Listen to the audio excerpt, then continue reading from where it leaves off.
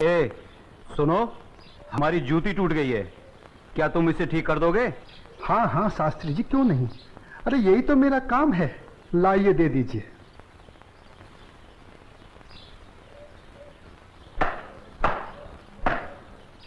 लीजिए शास्त्री जी, आपकी जूती ठीक हो गई। कितने पैसे हुए? जो मन करे दे दीजिए। ये लो। शास्त्री जी, बुरा ना मानो तो एक बात पूछूं? जो पूछना है जल्दी पूछो, हमारे पास समय नहीं है। आप लोग इतनी सुबह सुबह कहाँ जा रहे हैं? आज पूर्णिमा है, इसीलिए हम सब लोग गंगा स्नान करने जा रहे हैं। गंगा माँ के चरणों में दान पुण्य करके उनका आशीर्वाद प्राप्त करेंगे। परंतु तुम ये सब क्यों पूछ रहे हो? आप लोगों को देखकर मेरे मन में ख्याल आया था कि आप लोग जरूर किसी शुभ कार्य के लिए जा रहे हैं। अगर आप लोग मेरा भी एक काम कर दें तो आपकी बड़ी मेहरबानी होगी। करने योग्य होगा तो अवश्य करेंगे। जल्दी बताओ क्या काम है? शास्त्री जी, आज बड़ा शुभ दिन है और आज के दिन मैं भी चाहता हूँ कि कुछ दान पूर्ण करके गंगा माई का आशीर्वाद प्राप्त करूं। शास्त्री जी, मेरी तरफ से ये दमड़ी गंगा माई को अर्पण कर दें तो आपकी बड़ी मेहरबानी होगी। ठीक है, दे देंगे। लाओ। ये क्या कर रहे हैं? ज्ञानी होकर अज्ञानी जैसा काम करते हैं। क्यों, क्या हुआ? राम राम, आंखें होते हुए भी अंधों जैसी बात कर रहे हैं। ये छोटी जाति से है, अगर इसकी छुई हुई दमड़ी आपने छू ली तो आप भी अपवित्र हो जाएंगे। गंगा जी में डुबकी लगाने के बाद भी पवित्र नहीं हो पाएंगे। राम राम राम राम। हाँ, तुम ठीक कह रहे हो। सुनो, तुम अपनी दमड़ी इस पत्थर पर रख दो। जैसी आपकी आज्ञा। ओम अपवित्राय पवित्राय नमः। हाँ, अब ठीक है, अब आप इसे छू सकते हैं। ठीक है, चलो। शास्त्री जी, एक प्रार्थना और थी। अब क्या है? शास्त्री जी, अगर गंगा माई स्वयं हाथ बढ़ाकर मेरी ये भेंट स्वीकार करें तभी दीजिएगा, अन्यथा मत दीजिएगा। अगर स्वीकार करें तो बोल दीजिएगा ये तेरे भक्त रविदास ने भेजी है। ठीक है भाई, हम ऐसा ही कर देंगे। चलो चलो चलो, चलो।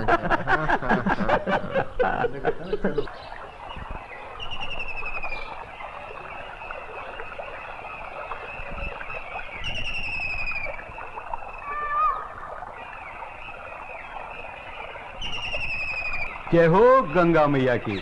हे माँ, तू अपनी कृपा सदा हम पे बनाए रखना माँ। यदि हमसे कोई पाप हो जाए तो अपने इस पावन जल से उसे धो डालना माँ। हे माँ, तू अपनी शरण में हमें सदा रखना माँ। जय हो गंगा मैया। अरे मित्र, आप कुछ भूल रहे हैं। क्या? अरे वही शूद्र जिसे आपने अपनी जूती ठीक करवाई थी, उसकी दी हुई दमड़ी। अरे उसने कहा था कि स्वयं गंगा माता हाथों से स्वीकार करे तो देना, अन्यथा नहीं। पागल कहीं का।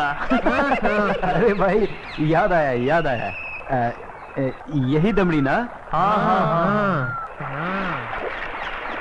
हे गंगा मैया, ये दमड़ी उस शुद्ध रविदास ने आपको भेंट करने के लिए दी है और ये भी कहा है यदि आप स्वयं अपने हाथों से इसे स्वीकार करें तो ही हम आपको दें। जय हो गंगा मैया। अरे गुरुजी, आप भी क्या उस शूद्र की बातों में आ गए? भला ऐसा भी कहीं हो सकता है कि स्वयं गंगा माँ अपने हाथों से उस शूद्र की भेंट स्वीकार करे?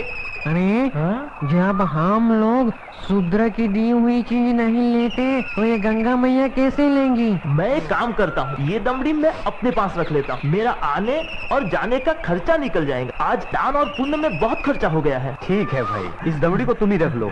अब चलें? चलो भाइयों। ठहरो, इधर लाओ। मेरे भक्त रविदास की दी हुई भेंट मुझे दे दो। मैं अपने भक्त की भेंट स्वीकार करती हूँ। मैं अपने भक्त की भक्ति से बहुत प्रसन्न हूँ। लाओ, वो दमड़ी मुझे दे दो।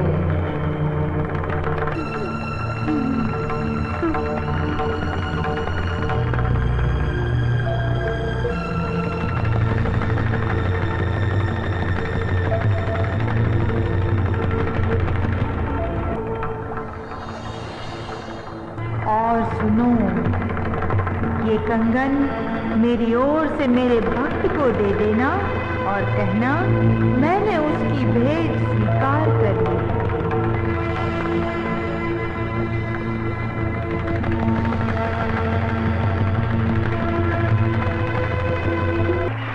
चलो भाई, चलो यहाँ से जल्दी चलो। ये मुझे लगता है ये जरूर उस शूद्र का फैलाया हुआ कोई माया जाल है। चलो। गुरुजी, हमारी आंखों ने जो देखा और हमारे कानों ने जो सुना, क्या वो सच था? वो तो एकदम सच था, किंतु ये बिल्कुल सच नहीं था कि गंगा माँ ने स्वयं अपने हाथों से उस शूद्र रविदास की भेंट स्वीकार की। और मुझे तो लगता है ये शूद्र रविदास कोई बहुत बड़ा मायावी है। हाँ, मुझे भी यही लगता है। मैं अपनी आंखों और कानों पर अभी तक विश्वास नहीं कर पा रहा हूँ। परंतु एक बात मेरी समझ में नहीं आ रही कि इस तरह के मायावी चमत्कार दिखाकर उस शूद्र रविदास को क्या प्राप्त होगा? प्रसिद्धि। हाँ हाँ, प्रसिद्धि। वो यही चाहता है कि हम उसके इस माया जल को चमत्कार समझें। तो आगे की कहानी मेरी पूरी तरह से समझ में आ गई। वो शूद्र यही चाहता है कि उसके इस चमत्कार की चर्चा हम पूरे राज्य में करें, जिससे राज्य के भोले भाले लोग उसे गंगा माँ का सच्चा भक्त समझकर उसकी पूजा करने लगे। आप बिल्कुल सही कह रहे हैं। लेकिन इस कंगन का क्या करें? अरे करना क्या है, दे देते हो शूद्र को। राम राम, कैसी मूर्खों जैसी बातें कर रहे हैं। ऐसा करते हैं, इस कंगन को महाराज के पास लेके चलते हैं। वो जरूर हमें इस कंगन के बदले में उचित इनाम देंगे। हाँ, यही ठीक रहेगा। तो चलो महाराज के पास चलते हैं। लेकिन उस रविदास के बच्चे से क्या कहेंगे हम? अरे हम उसके घर के सामने से ही नहीं जाएंगे। हाँ, बिल्कुल ठीक है। और वो इतना अंतर्यामी तो है नहीं। अरे उससे तो पता भी नहीं चलेगा कि गंगा माँ ने उससे देने के लिए कोई कंगन दिया भी है या नहीं। और देखो, ये कंगन गंगा माँ ने स्वयं अपने हाथों से हमें दिया है, इसलिए इस कंगन पर सिर्फ और सिर्फ हमारा अधिकार है। तो चलिए, ये तय हुआ कि कल हम सब महाराज के पास चलते हैं। और कल हम सब लोग डी बाबा वाले पेड़ के नीचे मिलते हैं। जय हो डी बाबा की। पता नहीं विश्वनाथ जी अभी तक क्यों नहीं आए। मुझे तो लगता है कि इनाम के बारे में सोचकर गुरुजी सारी रात सोए ही नहीं होंगे। तो आ गए विश्वनाथ जी, देर से आए पर दुरुस्त आए। क्या बात है भाइयों, आप लोग रात को घर नहीं गए क्या? अगर घर चले जाते तो धनवान कैसे बनते। चलिए जरा जल्दी चलिए, हमें राजमहल पहुंचने में कहीं देर न हो जाए। चलिए चलिए।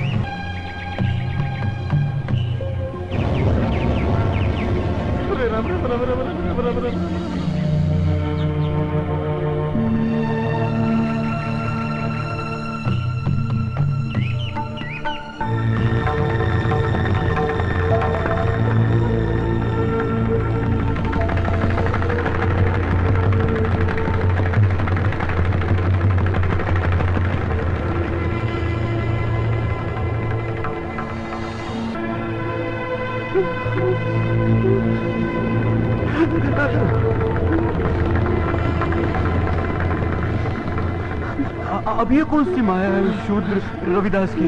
गुरुजी, इस पर ध्यान मत दीजिए, पतली गली पकड़िए और निकल लीजिए।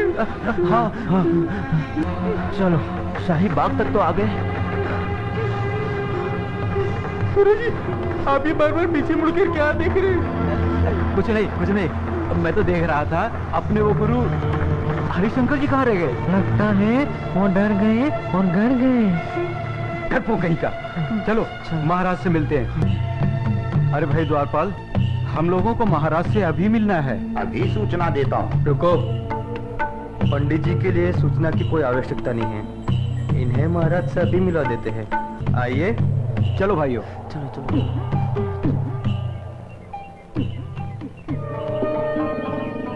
महाराज महारानी की जय हो।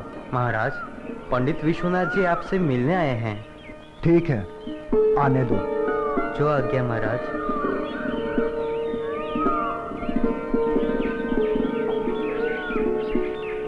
महाराज की जय हो।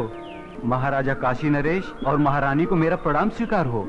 आप लोग हमसे इतनी सुबह सुबह क्यों मिलना चाहते हैं? महाराज मैं बताता हूँ, हमें हमारी वर्षों की भक्ति से जो फल प्राप्त हुआ है वो हम आपको भेंट करना चाहते हैं। वर्षों की भक्ति का फल?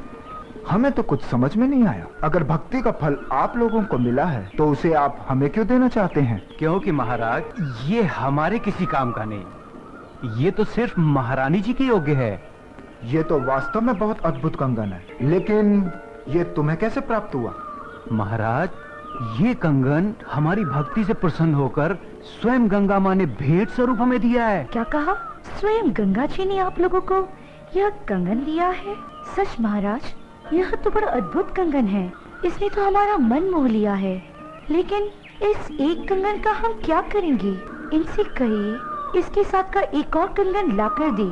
सुन लिया विश्वनाथ जी, अब आप लोग पूजा और भक्ति करके गंगा माँ से हमें इसमें का दूसरा कंगन भी लाकर दें। हम आपको मुंह मांगा इनाम देंगे। क्षमा करें महाराज, लेकिन इसमें का दूसरा कंगन हम आपको नहीं दे सकते। क्यों नहीं दे सकते? हमारी आज्ञा का उल्लंघन करने की तुम्हारी हिम्मत? असल में महाराज ये कंगन गंगा माँ ने हमारी भक्ति से प्रसन्न होकर हमें नहीं दिया, बल्कि उस शूद्र रविदास की भक्ति से प्रसन्न होकर उसे भेंट करने के लिए दिया है। क्या कहा? गंगा माँ ने स्वयं ये कंगन रविदास को भेंट करने को दिया है? हमें यकीन नहीं हो रहा। हमें सारी घटना विस्तार से बताओ। बताता हूँ।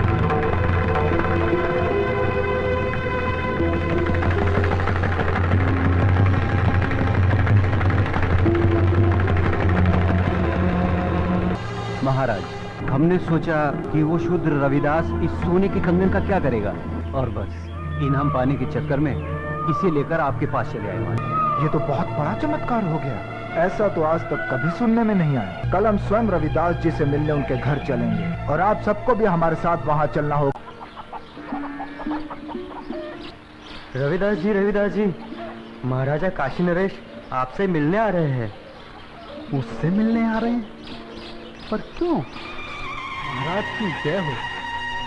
महाराज आपने आने का कष्ट क्यों किया? अगर मुझसे कुछ अपराध हुआ है तो मुझे बुलावा भेज दिया होता, मैं स्वयं हाजिर हो जाता। वाह ढोंगी वाह, बंद कर अपना भोलेपन का नाटक। महाराज इसके भोलेपन को मत चलिएगा, बहुत बड़ा ढोंगी और मायावी। तुम चुप रहो। हमारे सामने फिजूल की बात की तो जुबान कटवा देंगे। रविदास जी, तुमसे कोई अपराध नहीं हुआ है जो तुम्हें हमारे समक्ष उपस्थित होना पड़ता। दरअसल हम यहाँ अपने स्वार्थ और लालच के कारण आए हैं। हम तुमसे कुछ मांगना चाहते हैं। ये आप क्या कह रहे हैं महाराज? मैं गरीब भला आपको क्या दे सकता हूँ? मैं तो जूते बनाकर चमड़े का छोटा मोटा काम करके बड़ी मुश्किल से अपनी गृहस्थी पालता हूँ। आप तो राजा हैं, आपकी कृपा से तो ना जाने कितने घरों के चूल्हे रोज जलते हैं। रविदास जी, हमें इसमें का दूसरा कंगन चाहिए जो केवल तुम ही हमें दे सकते हो। मैं? इसमें का दूसरा कंगन मांगना हमारी मजबूरी है। इस कंगन ने हमारी महारानी का मन मोह लिया है। ये कैसे संभव है महाराज? भला मैं इसमें का दूसरा कंगन कैसे दे सकता हूँ? ये तो बड़ा मूल्यवान लगता है और मेरी ये हालत आपसे छुपी हुई नहीं है महाराज। रविदास जी, ये कंगन हमें तुम्हारी बदौलत ही प्राप्त हुआ है। मेरी बदौलत आपको ये कंगन प्राप्त हुआ है? महाराज मैं कुछ समझा नहीं। हम तुम्हें बतलाते हैं। ये कंगन तुम्हारी भक्ति से प्रसन्न होकर स्वयं गंगा माँ ने तुम्हें भेंट स्वरूप इन लोगों के हाथों में दिया था।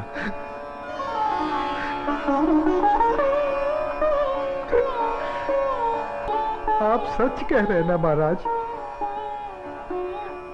क्या गंगा माई ने मेरी भेंट स्वीकार कर मेरी भक्ति से प्रसन्न होकर ये कंगन भेंट स्वरूप मुझे प्रदान किया था? तेरा लाख लाख शुक्र है गंगा माँ। तेरे इस आशीर्वाद से तेरा ये रविदास भक्त धन्य हो गया माँ, धन्य हो गया। बंद कर अपनी ये नौटंकी। ये तो सब तेरा रचाया हुआ माया जाल है। मैं भला ऐसा किस लिए करूँगा? प्रसिद्धि पाने के लिए। ठहरा छोटी जाति का, तेरा समाज में कोई महत्व तो है नहीं। बस यही सोचकर तूने मायावी चमत्कार किए होंगे ताकि तेरा और तेरी जाति का समाज में कुछ सम्मान हो सके। परंतु तेरा ये सपना कभी पूरा नहीं होगा। अगर तू सचमुच में गंगा माँ का सच्चा भक्त है तो गंगा माँ से दूसरा कंगन इसमें मंगा ले और महाराज को दे दे। गुरुजी, मायावी चमत्कार एक आध बार होते हैं, बार बार नहीं। महाराज चलिए यहाँ से, यहाँ आपको कुछ हासिल नहीं होने वाला। मैं चमत्कार दिखाने और देखने के पक्ष में नहीं हूँ। मैं तो सिर्फ इतना जानता हूँ कि प्रभु की भक्ति सच्चे मन और पवित्र आत्मा से की जाती है। किसी की भक्ति को नीचा दिखाकर अपने को बड़ा साबित करना, ये प्रभु के भक्तों को शोभा नहीं देता। तू हमें उपदेश मत दे। तू सचमुच में ही इतना बड़ा भक्त है तो चल गंगा के तट पर और कर दे महाराज की इच्छा पूरी। शास्त्री जी, अगर आप मेरी भक्ति की परीक्षा ही लेना चाहते हैं तो उसके लिए गंगा माई के तट पर जाने की क्या आवश्यकता है? क्या मतलब? मतलब कुछ नहीं शास्त्री जी, मन चंगा तो कठौती में गंगा। शास्त्री जी, अगर मेरी भक्ति सच्ची है तो गंगा माई को मेरी इस कठौती में से प्रकट होकर मेरी भक्ति की लाज रखनी होगी। तो तुम्हारे कहने का मतलब है कि गंगा माँ स्वयं तुम्हारे इस गंदे पानी से प्रकट होंगी और तुम्हारी भक्ति की लाज रखेंगी। किसी भी सच्ची नीच आदमी हमेशा नीचा ही सोचेगा। तुम अपनी बकवास बंद करो। रविदास जी, हमें तुम्हारी भक्ति पर बिल्कुल भी संदेह नहीं। यदि तुम हमें दूसरा कंगन नहीं दिला सकते तब भी हमें तुमसे कोई शिकायत नहीं है। नहीं महाराज, अब बात सिर्फ कंगन की नहीं, मुझ जैसे नीच जाति के भक्त की है। अगर मैं इस तरह हार गया तो मेरी जाति में जन्म लेना बेकार हो जाएगा और ये मेरी जाति के माथे पर कलंक होगा और मैं अपनी जाति के माथे पर कलंक बर्दाश्त नहीं कर सकता। मेरी जाति, मेरा समाज मेरे नाम को धिक्कारे, ऐसा मैं कभी नहीं होने दूंगा। महाराज, मैं आपकी इच्छा पूरी करने का प्रयत्न करता हूँ। आओ भाया, पहाड़ के नीचे।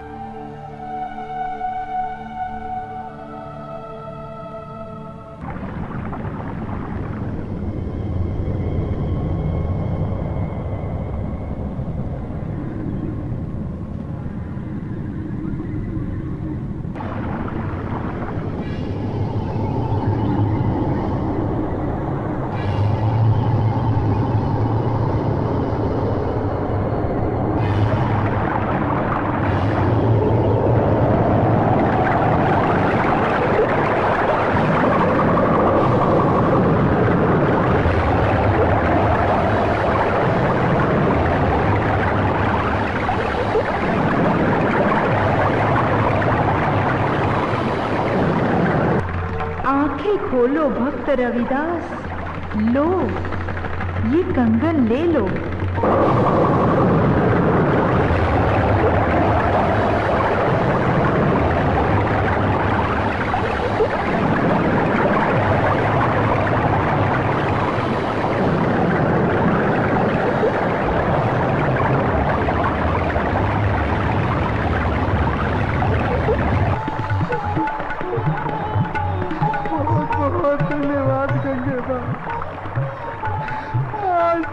छोटी जाति को और छोटा होने से बचा लिया माँ।